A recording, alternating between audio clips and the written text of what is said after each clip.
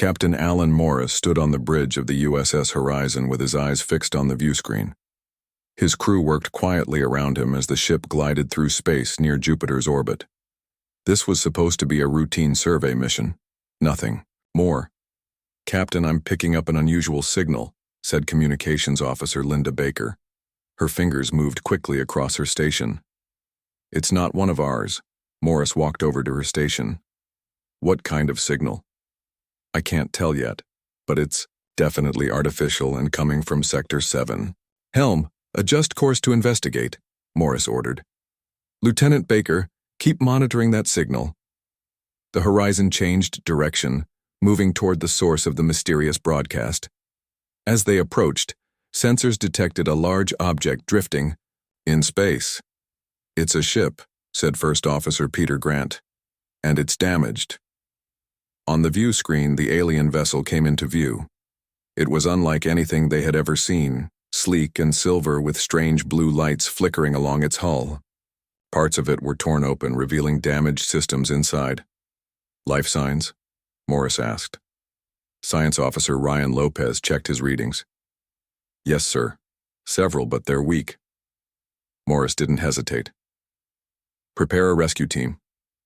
We're going to help them." Within an hour, the Horizon's medical bay was filled with injured aliens. They had smooth gray skin, large eyes, and were slightly taller than the average human. The ship's doctor, Emma White, worked carefully to treat wounds she had never seen before. Dr. Samantha Wells, the ship's xenobiologist, was studying one of the aliens when its eyes suddenly opened. The alien spoke in a language no one understood. "I'm trying to help you," Wells said softly. The alien blinked several times, then spoke again, this time in broken English. "You, human?" Wells tried to hide her surprise. "Yes. How do you know our language?" "We have studied your kind. From afar." Captain Morris was called to the medical bay immediately. By the time he arrived, 5 of the aliens were conscious. One of them stepped forward. "I am Ambassador Zortek of the Valaxian species," he said. His English was much better than the others. "We represent the Galactic Confederation." Morris extended his hand in greeting, but the alien just stared at it. "I'm Captain Alan Morris of the USS Horizon, Earth Space Exploration Command."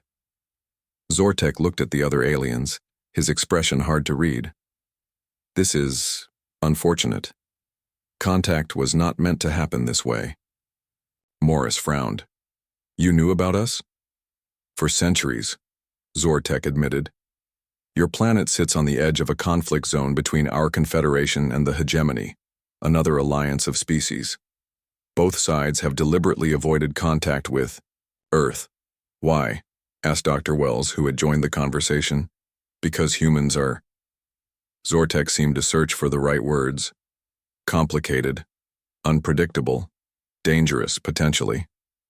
Morris crossed his arms. "That's quite an assessment for a species you've never officially met."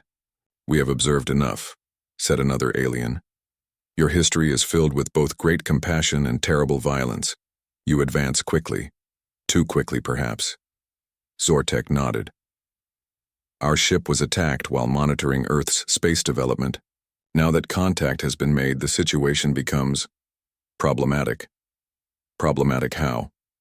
Morris asked. "The balance of power is delicate. Some factions will see humanity as a resource to be used. Others will see you as a threat to be eliminated." Zortek's large eyes fixed on Morris. "You must understand this one thing. Keep humans out of galactic warfare, for your own survival." Over the next few days, the Horizon's crew repaired the alien ship as best they could. During this time, Dr. Wells learned more about the conflict that had been raging across the stars for hundreds of years. The Confederation and Hegemony fought over resources, territory, and ideology.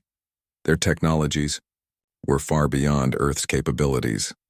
One of the injured aliens, a young scientist named Krell, could not travel with the others.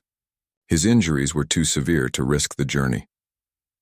"I will stay," Krell told Wells as they watched the other aliens prepare to leave. "I can serve as a bridge between our peoples." When Zortek's ship departed, it left behind communication equipment and stern warnings. The message to Earth's leaders was clear: stay in your corner of the galaxy. The war is not your concern. News of the encounter spread quickly across Earth. Some people were excited about the discovery of alien life. Others were angry about being told to stay put. Many were simply afraid. At the United Nations, world leaders gathered to discuss this new reality. Captain Morris and his crew were called to testify about everything they had learned. "They're afraid of us," Morris told the assembly. "Not because of our weapons or technology. We're far behind them in those areas. They're afraid of what we might become." Dr. Wells spent most of her time with Krell, learning about the Confederation's culture and science. As Krell recovered, he revealed more about how the aliens viewed humans. "Your species adapts quickly," Krell explained one evening, as they walked through the garden of the newly established Interstellar Relations Department in Geneva. "Most species evolve with specific strengths. Valaxians have natural mathematical ability. Tersovians can see energy fields. But humans," he waved his long fingers, "humans can do a little of everything. You change, adjust, overcome. It makes you unpredictable." "Is unpredictable really so dangerous?" Wells asked. Krell looked up at the stars. "In war, unpredictable is very dangerous indeed." Wells thought about this as they continued walking. "So both sides want us to stay out of their fight because they're afraid we might help the other side? Or become something worse than either?" Krell said quietly. "There are stories about species like yours from long ago. They advanced too quickly, entered conflicts unprepared, and were destroyed. Or worse, they destroyed others." Back in his temporary office, Captain Morris reviewed reports about Earth's accelerated space defense programs. Despite the Confederation's warnings, humanity was not content to hide in its corner of the galaxy. New ships were being built. Alien technology was being studied. Morris looked out his window at the night sky. The stars no longer seemed peaceful. They were a battlefield, and Earth was caught in the middle. "They want us to stay out of their war," he said to himself. "But I don't think they're giving us a choice." 6 months had passed since the aliens of the Galactic Confederation made contact with Earth. Dr. Samantha Wells walked through the halls of the Interstellar Relations Department in Geneva with a stack of files in her arms. The building had once been a museum before the world's governments decided they needed a central location to handle alien affairs. Krell, the Valaxian scientist who had stayed behind, walked beside her. His long legs easily kept pace with her quick steps. His gray skin had a healthier sheen now that his injuries had healed. "The human governments seem to be working together better than before," Krell observed. "Nothing unites people like a common concern," Wells replied. "Finding out we're not alone in the universe, and that the universe is at war, tends to put old Earth conflicts in perspective." They entered the main laboratory where scientists from 12 nations worked together studying the alien technology, left behind by Zortek's ship. Progress was slow but steady as humans tried to understand concepts hundreds of years beyond their own science. "Dr. Wells, you have a meeting in 10 minutes, called out her assistant. Wells nodded. "Political meetings, that's all anyone wants these days." "Understanding is the first step to survival," Krell said. Before Wells could respond, alarms began to sound throughout the building. Red lights flashed in the hallways. "What's happening?" Krell asked, his large eyes blinking rapidly. A security officer ran toward them. "Dr. Wells, we need to get you and Krell to the safe room immediately. Another alien ship has entered Earth's orbit." Wells felt her heart race. "Confederation?" "No," the officer said. "Different design entirely." In the IRD's underground command center, Captain Alan Morris, now promoted to admiral, stood watching multiple screens showing the unknown vessel. It was darker than the Confederation ship, with sharp angles and red lighting across its hull. "It's smaller than Zortek's ship," Morris noted. "Scout class, maybe?" Lieutenant Jack Porter, a former Navy SEAL now assigned to alien security matters, kept his hand near his weapon. "They're hailing us, sir." "Put them through," Morris ordered. The main screen flickered, showing an alien with ridged skin and 4 small eyes arranged in a diamond pattern. Unlike the smooth features of the Valaxians, this alien had a harsh angular face. "I am Commander Brekthar of the Hegemony Scout Vessel Venator," the alien said in perfect English. "I request immediate asylum on your planet." A stunned silence filled the room. Morris stepped forward. "This is Admiral Alan Morris of Earth Space Defense. Why are you seeking asylum?" "Because I have information vital to your planet's survival," Brekthar replied, "and my government would kill me for sharing it with you." After careful scanning for weapons and hidden technology, Brekthar was allowed to land at a remote military base. Dr. Wells and Krell were brought in to help with the interview. When Krell saw the hegemony officer, he visibly recoiled. "You should not trust anything this one says," Krell whispered to Wells. "The hegemony are masters of deception." Lieutenant Porter stood guard as Brekthar was escorted into a secure room. The hegemony alien moved with a soldier's precision, his eyes constantly scanning his surroundings. "I will be direct," Brekthar began once they were seated. "Both the Confederation and the hegemony have been watching your species for centuries. We know this already," Morris said. "What you do not know is why." Brekthar leaned forward. "Most species evolve with specific adaptations and predictable behaviors. The Valaxians are natural diplomats and mathematicians. My species excels at strategic thinking and resource management. But humans, we're unpredictable," Wells finished. "Precisely. You adapt to any situation. You think in ways no other species does. This makes you valuable." Porter stepped closer. "Valuable how?" "As potential allies, as weapons, as test subjects." Brekthar's 4 eyes blinked in sequence. "Both the Confederation and the hegemony have secret factions planning for human involvement in the war, despite the official policy of isolation." Krell made a sound like a hiss. "This is hegemony lies. The Confederation respects Earth's independence." "Then, why were your ships in orbit before humans had the technology to detect them?" Brekthar challenged. "Why study a species so closely if you intend to leave them alone?" Admiral Morris raised his hand for silence. "What exactly are you saying, Commander?" "I am saying that while both powers publicly agree to keep humans out of the war, privately they are positioning to use you. Some want human soldiers. Others want to study human biology and psychology as weapons. The most extreme want to eliminate humans entirely as a potential threat." Wells felt a chill run down her spine. "And which faction do you represent?" "I represent none of them now," Brekthar said. "I commanded orbital surveillance of your planet for 15 years. I watched your cities, your conflicts, your art. I began to question our approach." He stood straighter.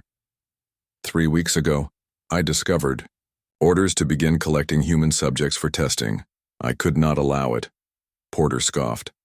"So you're a defector with a conscience? Convenient." "Believe what you wish," Brekthar replied. "But soon representatives from both powers will come, offering friendship, technology, protection. They will not tell you about the spy networks already established on your planet, or the true cost of their help."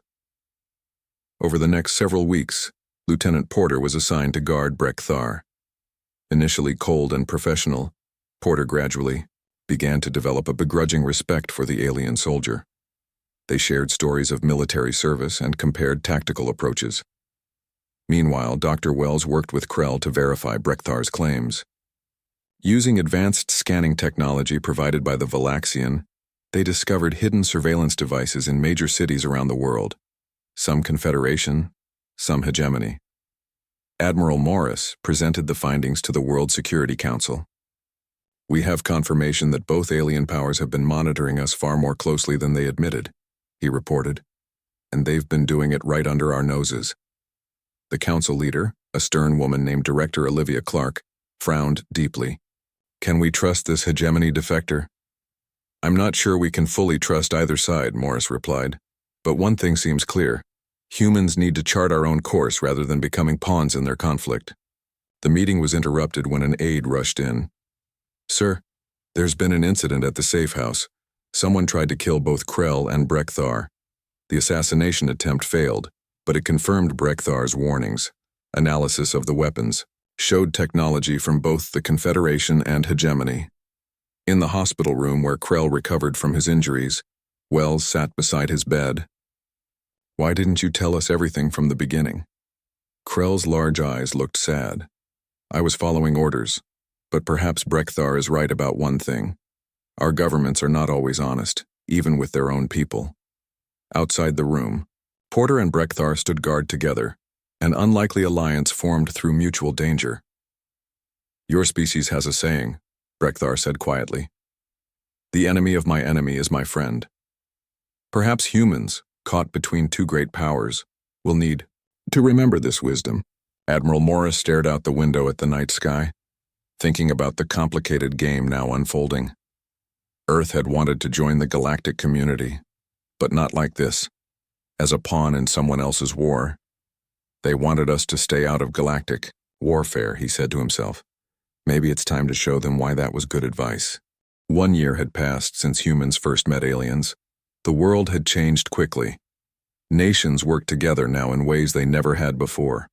The new Space Defense Force had built ships using ideas from both the Confederation and Hegemony technology.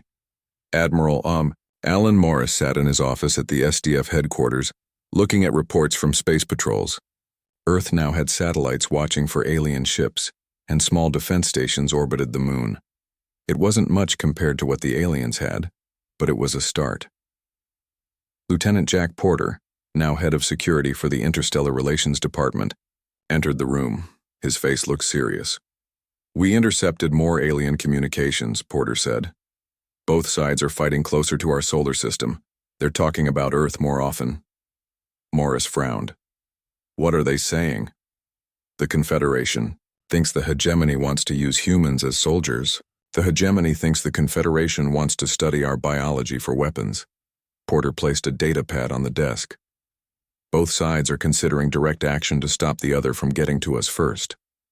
They want to invade us to protect us from being invaded," Morris said with a bitter laugh. "How considerate." Dr. Samantha Wells arrived with Krell and Brekthar.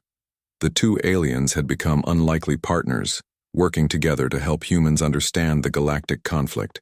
They still argued often, but they shared a growing respect for Earth and its people. "We've analyzed the alien tech from both sides," Wells said. "We can't match their weapons or ships yet, but we've found something interesting." She nodded to Krell. "Humans combine technology in ways we never considered," the Valaxian explained. "You take different ideas and put them together to make something new. No other species does this as naturally as yours." Brekthar nodded. "The Hegemony builds on past designs, making them better and stronger. The Confederation develops entirely new systems based on scientific discovery. But humans..." He gestured with his four-fingered hand. "You take pieces from everywhere and create unexpected combinations." Admiral Morris thought for a moment. "So, we can't build ships as good as theirs, but maybe we can build ships that surprise them?" "Exactly," Wells said with excitement. "And I know who can lead that project." Lisa Chen was the best engineer in the Space Defense Force. She had been studying the alien technology day and night since first contact. When Admiral Morris explained what they needed, her eyes lit up. "I've been thinking about this already," Chen said, showing them designs on her computer. "See, their shield technology uses energy patterns that follow certain rules. But if we combine their power systems with our understanding of wave physics..." Her fingers moved quickly across the screen, showing simulations of a new kind of shield. "It would be unpredictable to their targeting systems, not stronger than their shields, but harder to hit." Morris looked at the design. "How soon can you build it?" "Give me 2 months and a team of 50 engineers," Chen replied. While Chen worked on defense technology, Dr. Wells focused on another approach. She and Krell had made contact with representatives from smaller alien species who weren't part of either major power. Many minor species fear being crushed between the Confederation and Hegemony, Wells explained to the World Security Council. "They've stayed neutral in the conflict, but they have no real protection if either side decides to take their resources." Director Olivia Clark nodded. And you think they might work with us? They're interested. We've made contact with 12 independent species so far. None have technology as advanced as the major powers, but together, we could form a significant alliance. A third option in the galaxy, Morris added. Not confederation, not hegemony, but a neutral bloc with humanity as its cornerstone. The plan was moving forward when disaster struck. A hegemony fleet attacked a Confederation outpost near Saturn. The battle lasted only hours, but when it ended, the outpost was destroyed. It was the first major conflict in human space. They're not even pretending to respect our neutrality anymore, Porter said as they watched recordings of the battle. Morris called an emergency meeting with Earth's leaders. We need to show them that we're not helpless and we're not going to be pushed around. It's time to launch Operation Porcupine. Operation Porcupine was the code name for Earth's defense strategy. Make humanity too costly a target for either side. Not through superior firepower, but through creative use of limited resources. 2 weeks later, the EDS Defiance, Earth's first true warship, left orbit. It wasn't as large or powerful as alien battleships, but it incorporated Lisa Chen's revolutionary shield design and several other innovations that combined human and alien technology in new ways. Admiral Morris commanded the ship himself. Their mission was simple but dangerous. Navigate through a contested asteroid field where both alien forces had patrols, without engaging either side directly. Success would demonstrate Earth's growing capabilities without starting a fight. As the Defiance approached the asteroid field, sensors detected ships from both the Confederation and Hegemony watching from a distance. They're curious, Krell said from his position on the bridge. This area is considered impassable without special navigation systems that Earth shouldn't have.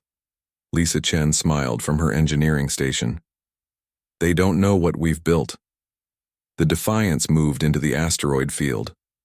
Huge rocks drifted all around them, some as large as mountains.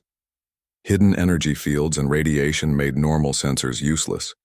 But Chen's hybrid system, combining alien power sources with human sonar concepts, worked perfectly. A Confederation patrol ship moved closer, watching the human vessel navigate the dangerous space. A Hegemony cruiser approached from the other side. They're scanning us, Porter reported from Tactical. Both of them. Morris kept his expression calm, but inside he felt tension building. This was the moment that would show if their plan could work. Receiving transmission from the Confederation vessel, said Communications Officer Linda Baker. On screen, Morris ordered. The face of a Valaxian captain appeared. Human vessel, this is Captain Zelvor of the Confederation. Your navigation of this region is unexpected. We offer assistance if needed. Thank you, Captain, but we're managing well, Morris replied politely. The EDS Defiance is simply on a training mission to test our new systems. After the transmission ended, Brekthar made a sound that humans had learned was laughter. They are confused. Both sides are wondering how you manage this. Good, Morris said. Let them wonder. Let them think about what else we might be capable of. The Defiance completed its passage through the asteroid field without incident.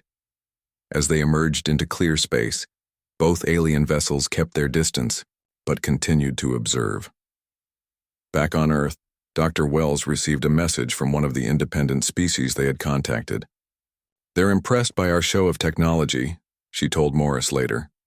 3 more species want to join our alliance talks now. Morris looked out at the stars from the viewport. We're not trying to join their war. We're trying to prevent it from consuming us. He turned to his crew. And maybe, just maybe, we can find a way to end it altogether. The message to both galactic powers was clear. Humans would not be easy prey. 2 years had passed since humans first met aliens. Despite Earth's best efforts to stay neutral, the situation had grown worse. Both the Confederation and Hegemony had built military bases in the outer solar system. Each claimed they were there to protect Earth from the other side.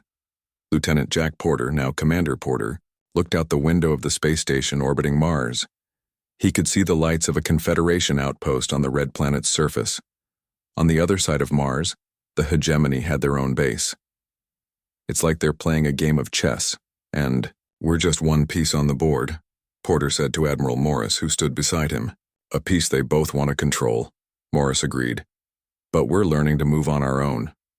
Earth's Space Defense Force had grown. They now had 20 ships with Lisa Chen's special shield technology. Small battles happened often at the edges of human space. Usually the SDF stayed out of these fights, but sometimes they had to protect human interests. Dr. Samantha Wells had made progress too. Her diplomatic team had formed the Independent Systems Alliance, a group of 17 smaller, alien species who wanted to stay out of the big conflict. Through this network, humans gained valuable information about both major powers. "We've learned something concerning," Wells told the Earth Security Council during an emergency meeting. She displayed images on the main screen. Both the Confederation and Hegemony are building superweapons, weapons that can destroy entire planets. The room fell silent. Director Olivia Clark was the first to speak. "Are you certain?" "Unfortunately, yes," Wells replied. "Our allies in the Independent Alliance have confirmed it. These weapons use special biological compounds as key components. And here's the truly alarming part. Many of these compounds can only be found on Earth." Lisa Chen stepped forward.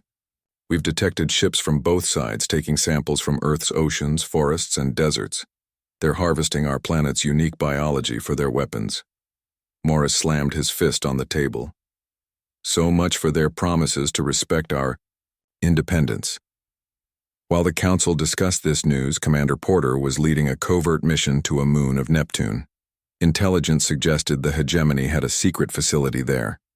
Porter's team included Breck Thar, whose knowledge of Hegemony security systems was invaluable. They moved quietly across the moon's surface in special suits designed to hide from sensors. "There," Breck Thar pointed to a structure built into the side of a crater. "That's not a standard outpost." Inside, they found laboratories filled with samples of Earth plants, animals, and microbes. Scientists were extracting compounds and running tests. "They're using Earth's biodiversity to enhance their weapons," Breck Thar explained as they downloaded data from the lab computers. "Your planet has life forms that evolved in ways not seen anywhere else in the galaxy."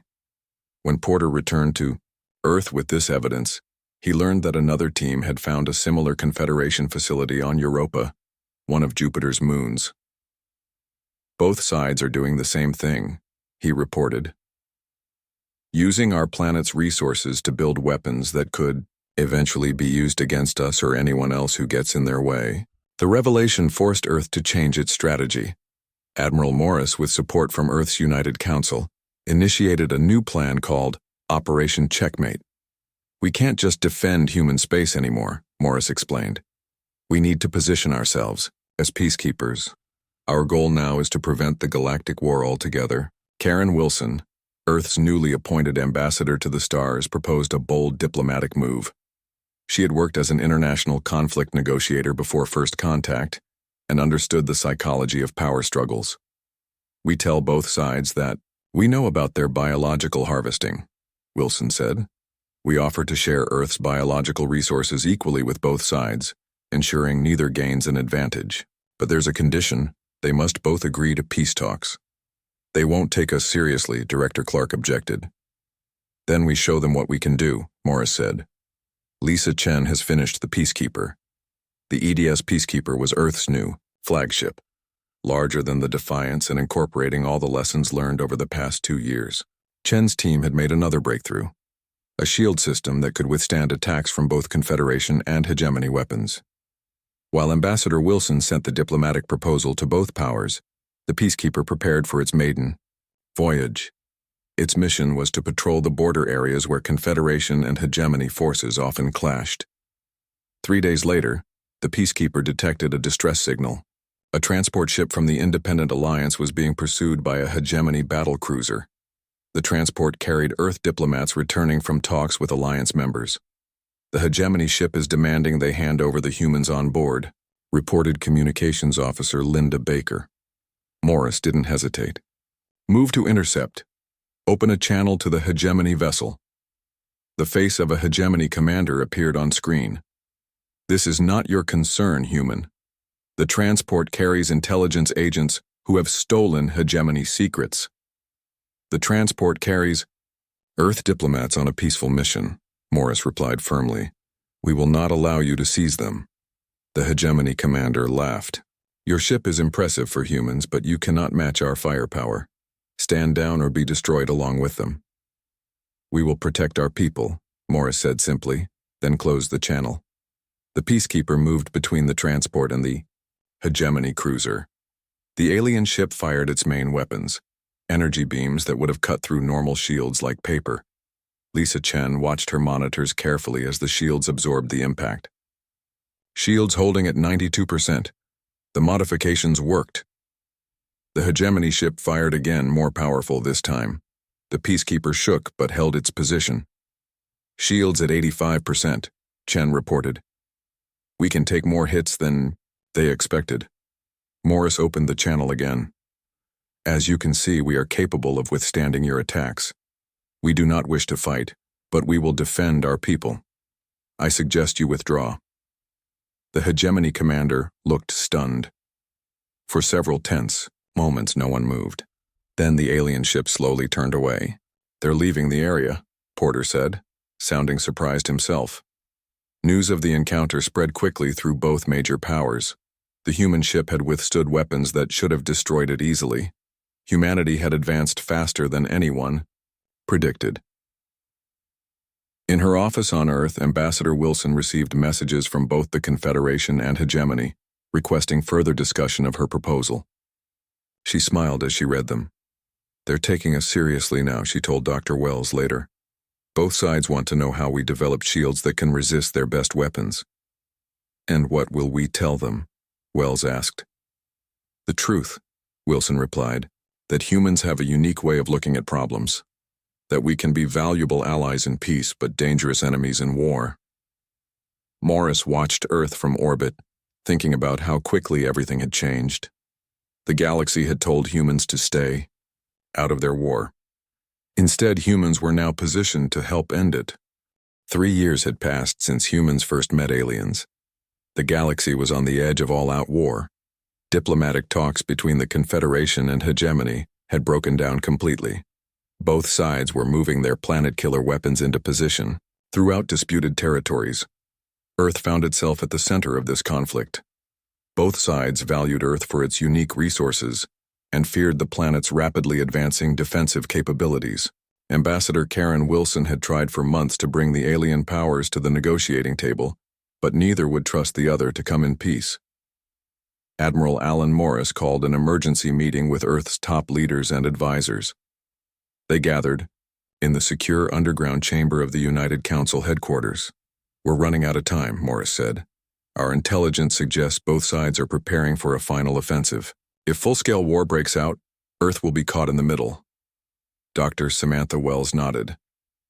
And with those superweapons in play, entire planets could be destroyed. Commander Jack Porter pulled up a holographic map showing fleet movements near Earth's solar system. We've got Confederation forces gathering here and Hegemony forces here. They're positioning for something big. Lisa Chen, now Director of Advanced Defense Technology, spoke next. Our ships and shields continue to improve, but we can't fight both powers at once. Not yet. Ambassador Wilson looked tired but determined. Every diplomatic channel I've tried has failed. Both sides are convinced the other is planning to use humans against them. Morris took a deep breath. Then it's time for Protocol Thunderclap. Protocol Thunderclap was the most daring plan Earth had ever developed. It was so audacious that neither galactic power could possibly anticipate it. The room fell silent as Morris outlined the details. This is incredibly risky, Director Olivia Clark warned. If it fails, we could trigger the very war we're trying to prevent. If we do nothing, that war is coming anyway, Morris replied. At least this way, we choose the battlefield. The next day, preparations began. The SDF's newest ships, equipped with Lisa Chen's latest innovation, stealth technology combining human concepts with alien tech, prepared for their most important mission. 2 strike teams would launch simultaneously. Porter would lead the mission targeting the Hegemony's main superweapon development facility. Morris would personally command the team heading for the Confederation's equivalent installation. Remember, Morris told the crews, Our goal is not destruction. We're making a point. Meanwhile, Ambassador Wilson would address the governing councils of both powers directly, using channels provided by sympathetic members of the Independent Systems Alliance. Dr. Wells and Krell had spent years working on a secret research project. Now they prepared to reveal it to the galaxy. 3 days later, Operation Thunderclap began. The stealth vessels slipped past the defenses of both powers, approaching their most secure facilities simultaneously. These were places no unauthorized ship should have been able to reach. On the Hegemony Station, Commander Porter led his team through darkened corridors. Brekthar moved beside him, guiding them through security measures. "The main development lab is through here," Brekthar whispered. They entered a vast chamber where the components of a planet-killer weapon were being assembled. Scientists worked around a central power core that glowed with ominous energy. "Set the packages," Porter ordered. His team placed small devices throughout the facility, not bombs, but advanced markers that could have been bombs. Each one contained a simple message. At the same time, Admiral Morris's team infiltrated the heart of the Confederation's Weapons Research Center. They too placed markers in critical locations. When both teams were safely away, the markers activated simultaneously. Instead of explosions, they projected a holographic message that appeared throughout both facilities. "We could have destroyed this. We chose not to. Meet us at the table." The confusion and alarm this caused rippled through both powers. How had humans penetrated their most secure installations? What else could they do? While the powers were still reeling from this demonstration, Ambassador Wilson addressed their governing councils. The Independent Systems Alliance had helped her bypass the usual diplomatic channels to speak directly to those in charge. "For centuries, your two powers have been locked in conflict," Wilson said. "You've convinced yourselves that this war is necessary and inevitable. But we've discovered something disturbing." She presented evidence gathered by Earth intelligence. Evidence showing that officials on both sides had been secretly prolonging the conflict for personal profit and power. War ministries had hidden peace proposals. Military contractors had sabotaged diplomatic missions. Leaders had lied to their own people about the enemy's intentions. "This conflict serves the few at the expense of the many," Wilson said. "And now you plan to use weapons that could destroy entire worlds. Weapons built with resources stolen from Earth." The Independent Systems Alliance representative stood with her, a united front of 17 species tired of being caught between the major powers. "The Alliance stands with Earth," declared the Telsonian ambassador. "We will enforce economic sanctions against whichever power refuses peaceful negotiation." This was a serious threat. Together, the Alliance worlds controlled key trade routes and resources both powers needed. But the most powerful moment came when Dr. Wells and Krell unveiled their research project, a third option beyond the destructive technologies both powers had pursued. By combining human biological understanding with alien energy systems, we've developed a sustainable power source that could eliminate the resource scarcities driving this conflict, Wells explained. She showed them the prototype, a small device that generated more clean energy than anything of comparable size in the galaxy. It was the result of truly cooperative science, combining the best ideas from multiple species. Within days, representatives from all sides gathered on the orbital station Unity, hastily constructed in Earth orbit for this purpose.